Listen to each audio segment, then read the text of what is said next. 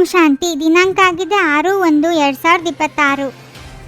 ಬ್ರಹ್ಮ ತಂದೆಯು ಶಿವ ತಂದೆಯ ರಥವಾಗಿದ್ದಾರೆ. ಇಬ್ಬರ ಪಾತ್ರವು ಒಟ್ಟಿಗೆ ನಡೆಯುತ್ತದೆ. ಇದರಲ್ಲಿ ಸ್ವಲ್ಪವೂ ಸಂಶಯ ಬರಬಾರದು.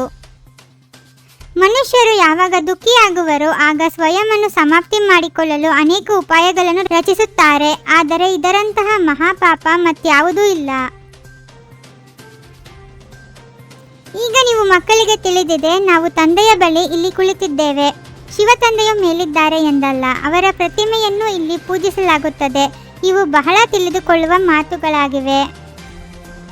ನಾವು ಬ್ರಹ್ಮನನ್ನು ಒಪ್ಪುವುದಿಲ್ಲವೆಂದು ಕೆಲವರು ಹೇಳುತ್ತಾರೆ. ಆದರೆ ಶಿವ ತಂದೆಯು ಬ್ರಹ್ಮರವರ ತನುವಿನ ಮೂಲಕವೇ ಹೇಳುತ್ತಾರೆ, ನನ್ನನ್ನು ನೆನಪು ಮಾಡಿ ಎಂದು. ಇದು ತಿಳುವಳಿಕೆಯ ಮಾತಲ್ಲವೇ?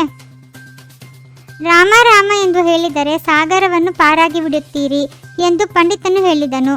ಈ ಸಮಯದಲ್ಲಿ ನೀವು ತಂದೆಯ ನೆನಪಿನಿಂದ ವಿಷಯ ಸಾಗರದಿಂದ ಕ್ಷೀರ ಸಾಗರದೆಡೆಗೆ ಹೋಗುತ್ತೀರಲ್ಲವೇ? ತಂದೆಯು ತಿಳಿಸುತ್ತಾರೆ, ಇನ್ನೂ ಕರ್ಮಾತೀತ ಸ್ಥಿತಿ ಆಗಿಲ್ಲ. ಒಂದು ಕಡೆ ಯುದ್ಧವಾಗುವುದು, ಇನ್ನೊಂದು ಕಡೆ ಕರ್ಮಾತೀತ ಸ್ಥಿತಿ ಆಗುವುದು. ಪೂರ್ಣ ಸಂಬಂಧವಿದೆ. ಯುದ್ಧವು ಮುಕ್ತಾಯವಾಗಿ ಬಿಟ್ಟರೆ ನೀವು ಇಲ್ಲಿಂದ ವರ್ಗಾವಣೆಯಾಗುತ್ತೀರಿ. ಮೊದಲು ರುದ್ರಮಾಲೆಯಾಗುತ್ತದೆ. ಈ ಮಾತುಗಳನ್ನು ಮತ್ತಾರೂ ತಿಳಿದುಕೊಂಡಿಲ್ಲ. ನಿಮಗೆ ತಿಳಿದಿದೆ, ವಿನಾಶವು ಸಮ್ಮುಖದಲ್ಲಿ ನಿಂತಿದೆ. ಯಾವಾಗ ನಿಮ್ಮದು ವೃದ್ಧಿಯಾಗುವುದೋ ಆಗ ನಿಮ್ಮ ಯೋಗ ಬಲದಿಂದ ಅನೇಕರು ಆಕರ್ಷಿತರಾಗಿ ಬರುತ್ತಾರೆ. ಎಷ್ಟು ನಿಮ್ಮಿಂದ ತುಕ್ಕು ಬಿಡುತ್ತಾ ಹೋಗುವುದೋ ಅಷ್ಟು ಬಲ ತುಂಬುತ್ತಾ ಹೋಗುವುದು. ಈಗಿನ್ನೂ ಕರ್ಮಾತೀತ ಸ್ಥಿತಿ ಆಗಿಲ್ಲ. ಆಸುರಿ ಮಾತುಕತೆ, ಚಲನೆ ಇತ್ಯಾದಿಗಳೆಲ್ಲವೂ ಪ್ರಸಿದ್ಧವಾಗಿ ಬಿಡುತ್ತವೆ. ನೀವಂತೂ ತಮ್ಮದನ್ನು ದೈವಿ ಚಲನೆಯನ್ನಾಗಿ ಮಾಡಿಕೊಳ್ಳಬೇಕಾಗಿದೆ. ದೇವತೆಗಳು ಸರ್ವಗುಣ ಸಂಪನ್ನರಲ್ಲವೇ? ನೀವೀಗ ಅವರಂತೆ ಆಗಬೇಕಾಗಿದೆ. ಆದರೆ ಮಾಯೆಯು ಯಾರನ್ನೂ ಬಿಡುವುದಿಲ್ಲ. ಮುಟ್ಟಿದರೆ ಮುನಿಯನ್ನಾಗಿ ಮಾಡಿಬಿಡುತ್ತದೆ, ಒಮ್ಮೆಲೆ ಸಾಯಿಸಿ ಬಿಡುತ್ತದೆ. ಇತ್ತೀಚೆಗೆ ತಮ್ಮನ್ನು ತಾವು ಹತ್ಯೆ ಮಾಡಿಕೊಳ್ಳಲು ಎಂತೆಂತಹ ಉಪಾಯಗಳನ್ನು ರಚಿಸುತ್ತಾರೆ. ಶರೀರ ಬಿಟ್ಟರೆ ನಾವು ದುಃಖದಿಂದ ಮುಕ್ತರಾಗುತ್ತೇವೆಂದು ತಿಳಿದುಕೊಳ್ಳುತ್ತಾರೆ. ಆದರೆ ಇದು ಸಹ ಮಹಾಪಾಪವಾಗಿದೆ.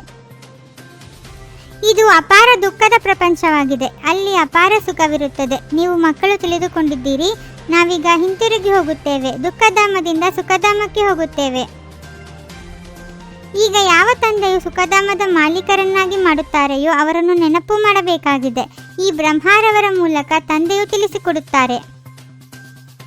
ಸತ್ಯಯುಗದಲ್ಲಿ ಸುಖ ಶಾಂತಿ ಇತ್ತು. ಈಗ ಕಲಿಯುಗದಲ್ಲಿ ಅನೇಕ ಧರ್ಮಗಳಿವೆ. ಯಾವಾಗ ಅನೇಕ ಧರ್ಮಗಳು ಸಮಾಪ್ತಿಯಾಗುವುದೋ ಆಗ ಒಂದು ಧರ್ಮದ ಸ್ಥಾಪನೆಯಾಗುವುದು. ವಿನಾಶವು ಖಂಡಿತ ಆಗುವುದು. ತಂದೆಯೇ ಬಂದು ಒಂದು ಧರ್ಮದ ಸ್ಥಾಪನೆ ಮಾಡಿಸುತ್ತಾರೆ. ರಾಜಯೋಗವನ್ನು ಕಲಿಸುತ್ತಾರೆ. ಉಳಿದ ಅನೇಕ ಧರ್ಮಗಳು ಸಮಾಪ್ತಿಯಾಗುತ್ತದೆ. ಭಾರತವು ಅವಿನಾಶಿ ಪವಿತ್ರ ಖಂಡವಾಗಿದೆ. ಅದರಲ್ಲಿಯೂ ಅಬು ಪರ್ವತವು ಎಲ್ಲದಕ್ಕಿಂತ ಪವಿತ್ರ ತೀರ್ಥಸ್ಥಾನವಾಗಿದೆ. ಎಲ್ಲಿ ತಂದೆಯು ಬಂದು ಮಕ್ಕಳ ಮೂಲಕ ಸರ್ವರ ಸದ್ಗತಿ ಮಾಡುತ್ತಾರೆ. ನೀವೀಗ ನೋಡುತ್ತಾ ಇರುತ್ತೀರಿ, ವಿನಾಶದಲ್ಲಿ ಹೋಲ್ಸೇಲ್ ಮೃತ್ಯುವಾಗುವುದು, ಹೋಲ್ಸೇಲ್ ಮಹಾಭಾರಿ ಯುದ್ಧವಾಗುವುದು. ಎಲ್ಲರೂ ಸಮಾಪ್ತಿಯಾಗುತ್ತಾರೆ. ವಿಶ್ವದ ಇತಿಹಾಸ ಭೂಗೋಳವು ಪುನರಾವರ್ತನೆ ಆಗುತ್ತದೆ. ಈ ಡ್ರಾಮಾದ ಚಕ್ರವು ಅನಾದಿಯಾಗಿದೆ, ಸುತ್ತುತ್ತಾ ಇರುತ್ತದೆ. ಇತ್ತ ಕಡೆ ಕಲಿಯುಗ, ಅತ್ತ ಕಡೆ ಸತ್ಯಯುಗವಿದೆ. ನಾವು ಸಂಗಮದಲ್ಲಿದ್ದೇವೆ. ಎಂದೂ ಸಹ ಮುಟ್ಟಿದರೆ ಮುನಿಯಾಗಬಾರದು. ದೈವಿ ಗುಣಗಳನ್ನು ಧಾರಣೆ ಮಾಡಿ ತಮ್ಮ ಚಲನೆಯನ್ನು ಸುಧಾರಣೆ ಮಾಡಿಕೊಳ್ಳಬೇಕು. ತಂದೆಯ ಪ್ರೀತಿಯನ್ನು ಪಡೆಯಲು ಸೇವೆ ಮಾಡಬೇಕು. ಆದರೆ ಏನನ್ನು ಅನ್ಯರಿಗೆ ತಿಳಿಸುತ್ತೀರೋ ಅದನ್ನು ಸ್ವಯಂ ಧಾರಣೆ ಮಾಡಿಕೊಳ್ಳಬೇಕಾಗಿದೆ. ಸಾಕಾರ ರೂಪದಲ್ಲಿ ಬಾಗ್ದಾದರವರ ಸಮ್ಮುಖದ ಅನುಭವ ಮಾಡುವಂತಹ ಕಂಬೈನ್ಡ್ ರೂಪಧಾರಿ ಭವ.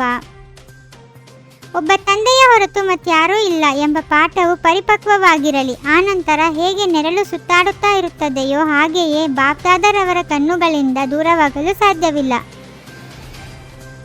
ಮಾಯಾಜೀತ್, ಪ್ರಕೃತಿ ಜೀತರಾಗುವ ಶ್ರೇಷ್ಠ ಆತ್ಮರೇ ಸ್ವಕಲ್ಯಾಣಿ ಅಥವಾ ವಿಶ್ವ ಕಲ್ಯಾಣಿ ಆಗಿದ್ದಾರೆ. ಓಂ ಶಾಂತಿ. 21 ಜನ್ಮಗಳಿಗೆ 21 ಪರಮಾತ್ಮನ ಮಹಾವಾಕ್ಯಗಳನ್ನು ಆಲಿಸಿ ಹಾಗೂ ನಿಮ್ಮದೇ ಆದ ಈ ಚಾನೆಲ್ಗೆ ಲೈಕ್ ಮಾಡುವುದನ್ನು ಮರೆಯದಿರಿ.